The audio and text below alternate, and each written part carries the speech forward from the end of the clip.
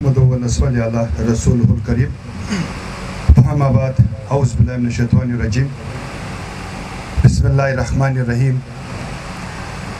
आज के इस खूबसूरत प्रोग्राम 14 अगस्त के हवाले से मेरे साथ पंडाल में बैठे हुए मेरे बड़े मीरजान जमाली साहब, साबका स्पीकर बलूचिस्तान, मेरे साथ बैठे हुए जो किसी तारुफ के मोहताज नहीं, मीर सादिक संजरानी, चेयरमैन सेनेट, साबका MPA बलूचिस्तान असम्बली, इजाज़ संजरानी साहब, मेरा छोटा भाई मुबीन खान खिलजी साहब, ज़िया साहब, इसाक़ साहब, मेरे साथ जो स्टेज पे रोज़जान साहब बैठे हैं, पंडाल में बैठे हुए मीडिया के लोग,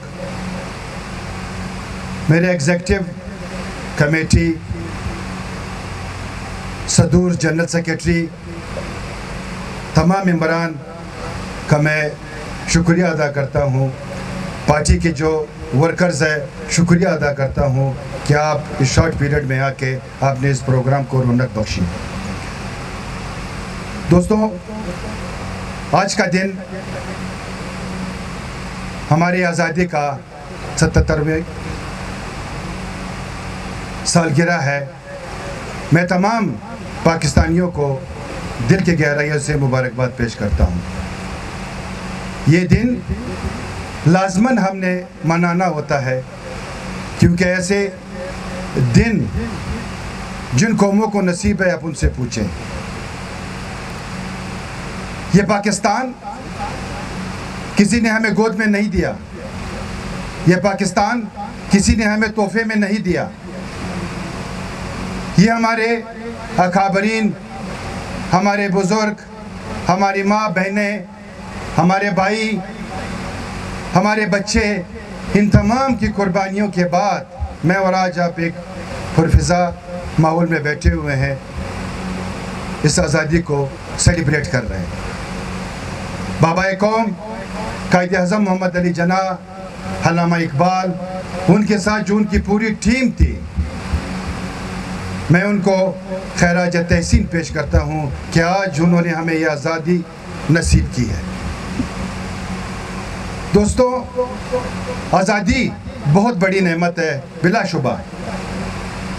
आप उन मुल्कों से पूछे, आप उन लोगों से पूछे जैसे शाम है, जैसे लीबिया है, जैसे इराक है, हमारे और आपके सामने है। ये तो अल्लाह पाक की बहुत बड़ी नेमत है जो मैं और आप इस पुरफ़िज़ा माहौल में अपनी ज़िंदगी, अपना कारोबार, अपने बच्चों का मुस्तकबिल के बारे में हम बात करते हैं। अगर ये पाकिस्तान ना होता, खुदा ना खास्ता, मैं और आप कहीं भी नहीं रह सकते, ना मैं कोई जगह दे सकता। इस वक्त अगर मैं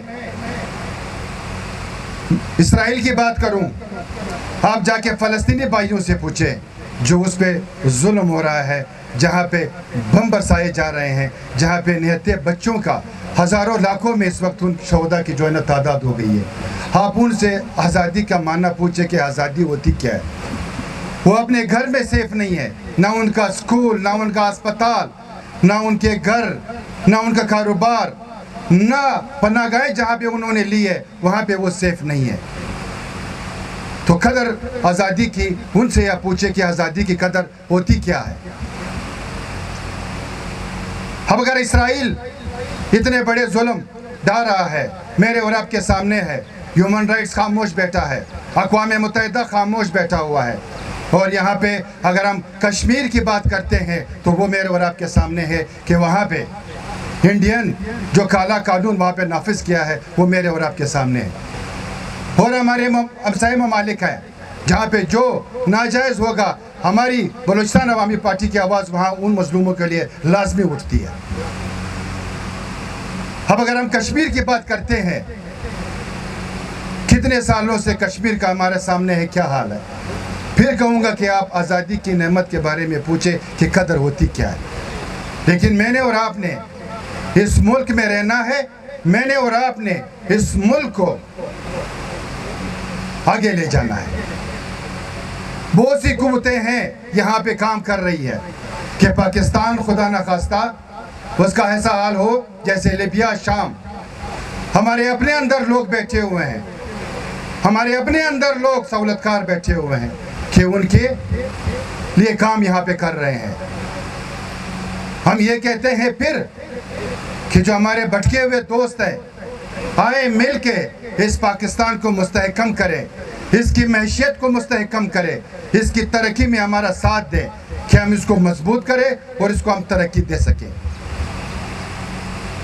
दोस्तों, यहाँ पे जो कुछ भी हो रहा है वो आपको भी पता है, मुझे भी पता है कि किस कोतों के कहने के ऊपर ये काम हो रहा है।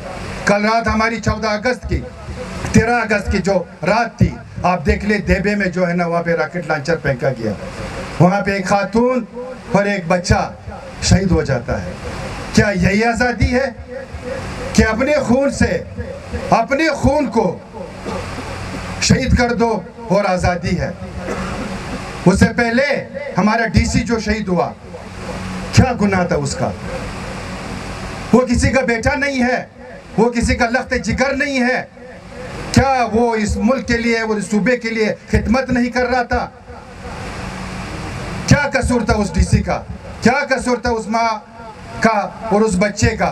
क्या कसूर था जो हमारे शहुदा और हैं, जो प्रोफेसर्स हैं, जो डॉक्टर्स हैं, जो आम इंसान है, जो पशीन के लेवीज जो शहीद हुए हैं? क्या वो किसी का बेटा नहीं है?